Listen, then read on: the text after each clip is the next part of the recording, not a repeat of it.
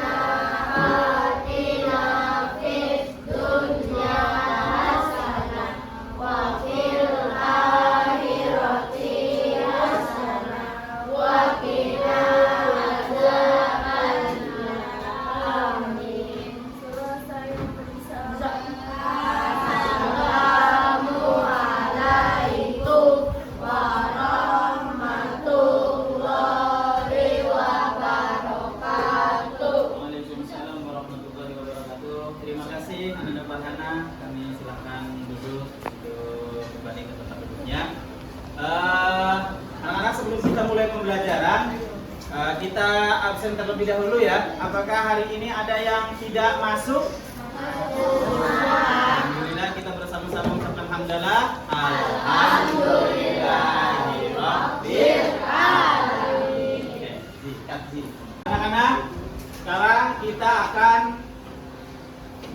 melihat tujuan pembelajaran yang akan kita capai pada kesempatan hari ini. Ya, tujuan pembelajaran hari ini yang pertama, terbiasa membaca Al-Quran dengan tartil. Kemudian yang kedua, mengetahui makna Quran surat Al-Kafirun dengan benar, membaca Quran surat Al-Kafirun dengan jelas dan benar. Yang ketiga, menulis Quran surat Al-Kafirun dengan benar dan menyebutkan arti Quran surat Al-Kafirun dengan benar. Yang keempat, memiliki sikap toleran dan simpati kepada sesama sebagai implementasi dari pemahaman isi kandungan Quran surat Al-Kafirun. Yang kelima, yang paling penting, mencontohkan perilaku toleran dan simpati sebagai implementasi dari pemahaman Quran surat Al-Kafirun. Itu ya. Kemudian anak-anak, silakan saksikan slide yang kami tampilkan. Ini adalah Quran surat Al-Kafirun dari ayat 1 sampai ayat 6 yang paling ditampilkan. Silakan, mari kita bersama-sama membaca Quran surat Al-Kafirun ayat 1 sampai 6. Hitungan ketiga dimulai dari A'udzu, dimulai 1, 2, 3. A'udzu billahi minasy syaithanir rajim. Bismillahirrahmanirrahim. Qul ya ayyuhal kafirun la a'budu ma ta'budun wa la antum abiduna ma a'bud wa la abidun ma abadtum wa la antum abiduna ma a'bud lakum dinukum waliyadin. Oke, selanjutnya, nah, apa ini? Ini adalah terjemah surat Al-Kafirun. Coba Pak Amin bagi siapa yang akan membaca Al-Qur'annya dengan berbahasa Arab, siapa yang akan membaca terjemahnya? Coba. Untuk yang membaca Al-Qur'annya kami persilakan untuk yang perempuan. Yang perempuan semuanya baca Al-Qur'annya satu ayat ya. Kemudian terjemahnya dibacakan oleh yang laki-laki. Jadi qul ya ayyuhal kafirun. Baca terjemahnya yang laki-laki gitu ya. Siap? Mulai 1, 2, 3. Qul ya ayyuhal kafirun.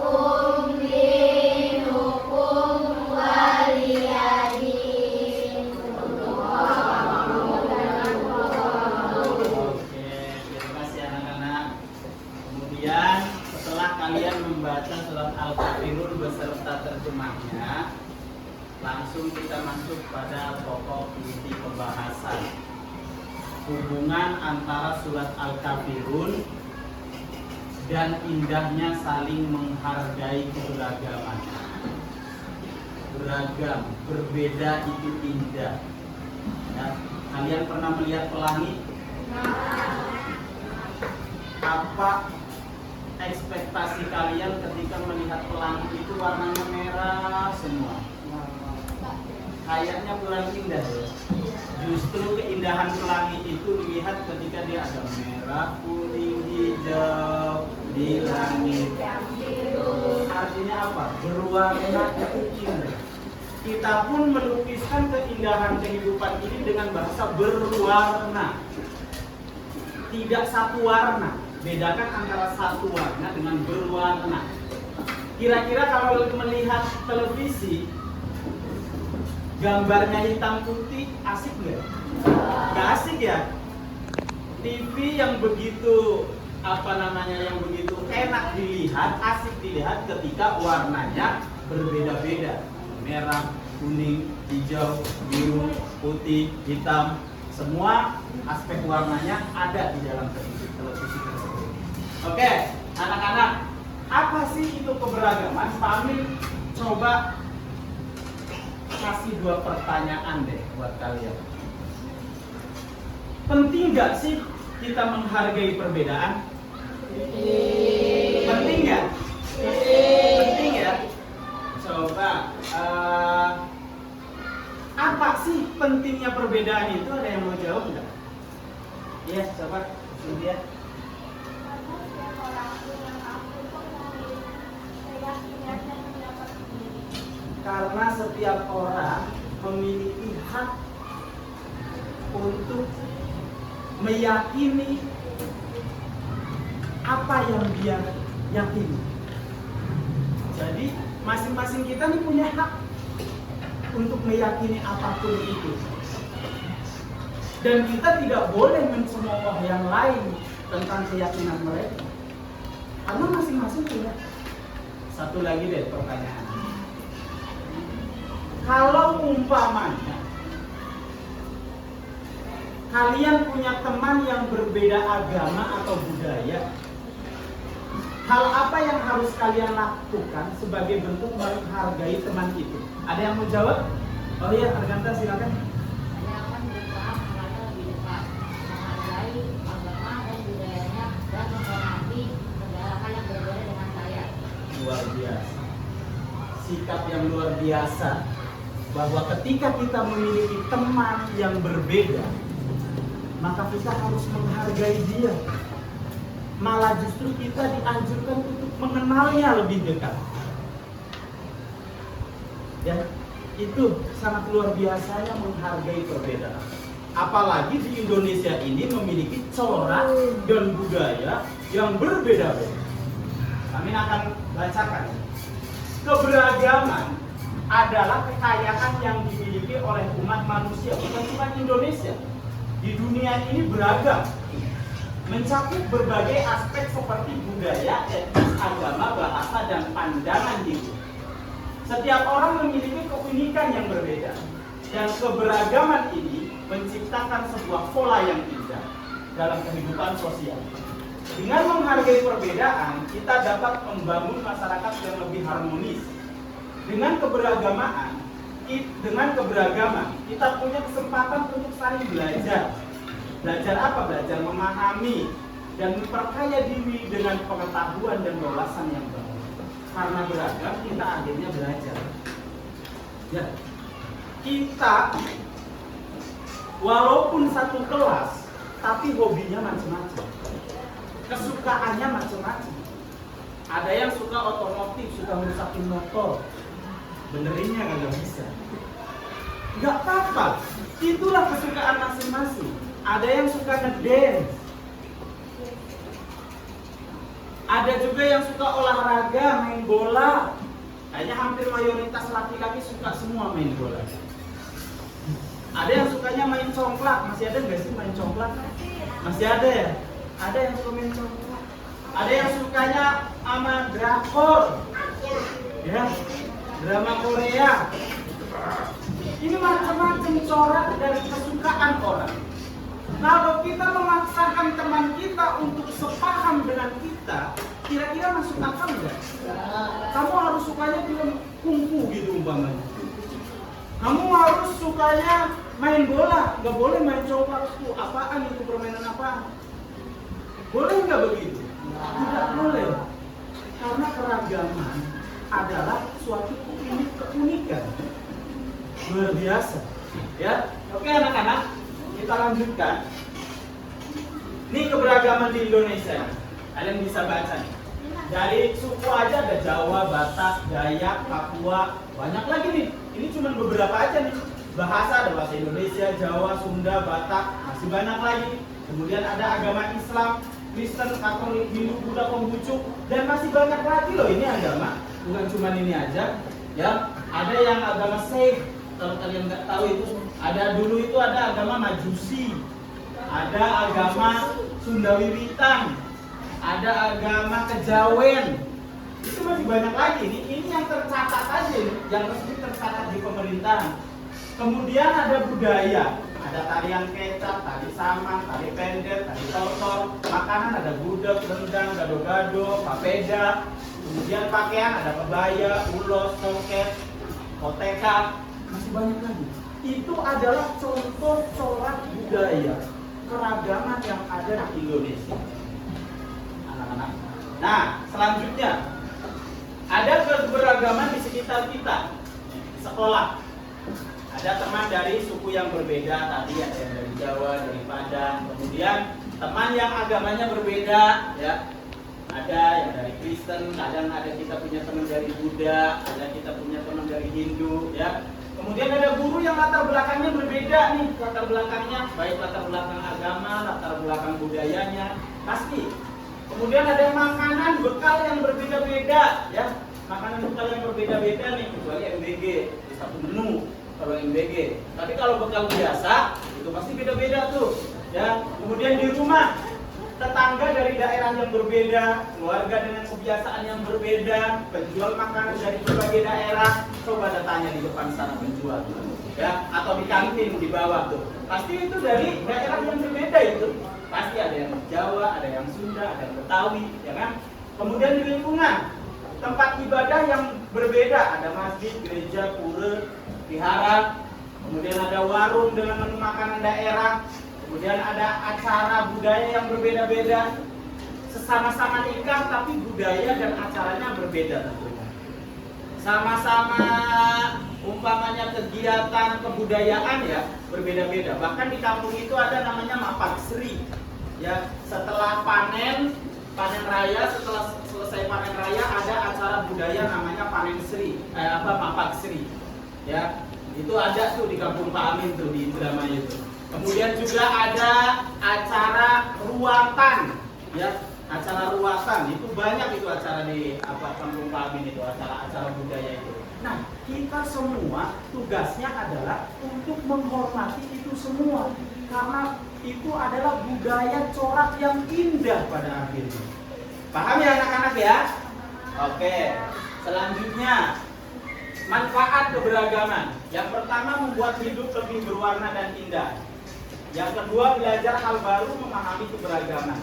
Yang ketiga, saling membantu, tolong-menolong satu sama lain. Yang keempat, menambah teman dan membuat persahabatan kita menjadi kuat. Selanjutnya, cara menghargai keberagaman. Nih, caranya nih, harus sikapnya harus ramah kepada semua teman, mendengarkan pendapat orang lain, jangan maunya menang sendiri gitu. Kemudian membantu teman yang lagi kesulitan, ikut bermain dengan semua teman, jangan pilih-pilih, menghormati ibadah agama lain, mencoba makanan dari daerah lain, jangan satu aja mentang-mentang orang Betawi, ogah, selain gado-gado, saya mau ogah, gitu, umpamanya ya, selain redok, umpamanya ogah, orang Sunda ya selain makanan Sunda dia nggak mau, ya seperti itu cicipin makanan dari daerah lain. Kemudian belajar bahasa daerah teman. Ya, kumaha damang, apa kareba, ya. Saya ini belajar bahasa, setidaknya hanya untuk menyapa. Ya, kumaha damang, bagaimana hari ini baik, gitu kan? Kalau makanan kita makan di warung Padang, tombok cie, gitu. Tambah satu lagi nasinya kan, gitu kan? Itu kita belajar semua, karena itu adalah keunikan, ya. Nah, ini adalah sikap yang tidak boleh dilakukan. Yang pertama ngejek, tentunya mengejek perbedaan orang lain. Yang kedua memanggil dengan nama yang tidak baik, menolak berteman dengan karena berbeda. Mentang-mentang agamanya beda dengan kita nggak mau temenan. Jangan seperti itu. Mengganggu orang yang sedang beribadah, nih, ya, ganggu orang yang sedang beribadah. Kalau ganggu orang itu bukan hanya di masjid doang. Kalian orang lagi sholat kalian ramai sendiri, bukan. Ketika ada orang Kristen sedang beribadah pun kita tidak boleh mengganggu. Yang selanjutnya memaksa orang lain seperti kita. Dan selanjutnya berkata kasar pada yang berbeda. Nah, anak-anak, ini adalah perilaku baik dalam keberagaman. Ada perilaku baik di sekolah, perilaku baik di rumah, dan perilaku baik di masyarakat. Contoh perilaku baik di sekolah nih, bermain bersama tanpa membedakan suku atau agama, membantu teman yang kesulitan belajar, tidak mengejek nama atau penampilan teman, ikut menjaga kebersihan kelas bersama-sama. Kalau di rumah, menyapa tetangga dengan ramah, tidak ribut saat tetangga beribadah, berbagi makanan dengan tetangga nih, kemudian ikut menjaga keamanan lingkungan. Kemudian kalau di masyarakat, menghormati acara budaya orang lain, tidak merusak tempat ibadah, membantu siapa saja yang membutuhkan, dan ikut gotong royong membersihkan lingkungan. Selanjutnya, kesimpulannya adalah anak-anak, Indonesia itu indah karena keberagamannya. Seperti pelangi yang cantik, nah yang Pak Amin contohkan tadi, dengan berbagai warna. Indonesia cantik dengan berbagai suku, agama, budaya, dan bahasa. Setiap daerah menyumbangkan keunikan sendiri, dari tarian tradisional yang memukau hingga kuliner khas yang menggugah selera. Keberagaman ini bukan hanya menjadi identitas, tetapi juga kekuatan yang mempersatukan bangsa. Bhinneka Tunggal Ika, berbeda-beda tapi tetap satu. Baik anak-anak, setelah kita memahami tentang keberagaman yang kaitannya dengan surat Al-Kafirun, Pak Amin akan memberi tugas kepada kalian. Silakan membagi menjadi 4 kelompok, yang mana kelompok tersebut nanti kalian gali informasi sedalam-dalamnya berkaitan tentang surat Al-Kafirun. Ya, gali informasi sedalam-dalamnya berkaitan tentang surat Al-Kafirun dan hubungannya terhadap toleransi dan menghargai keberagaman.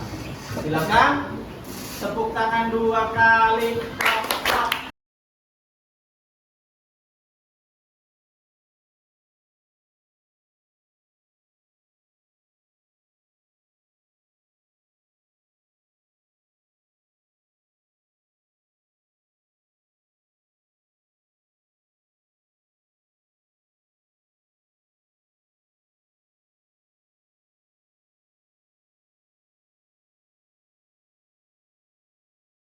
Sudah selesai anak-anak? Sudah.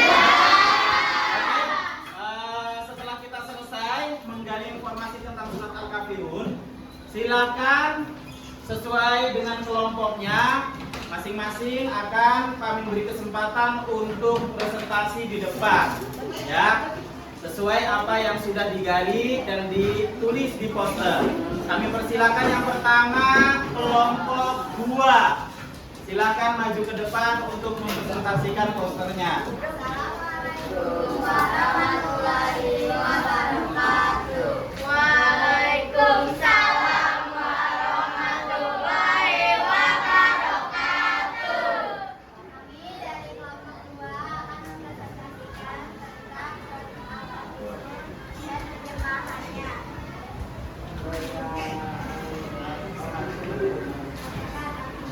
Wahai orang-orang kafir, aku tidak akan menunda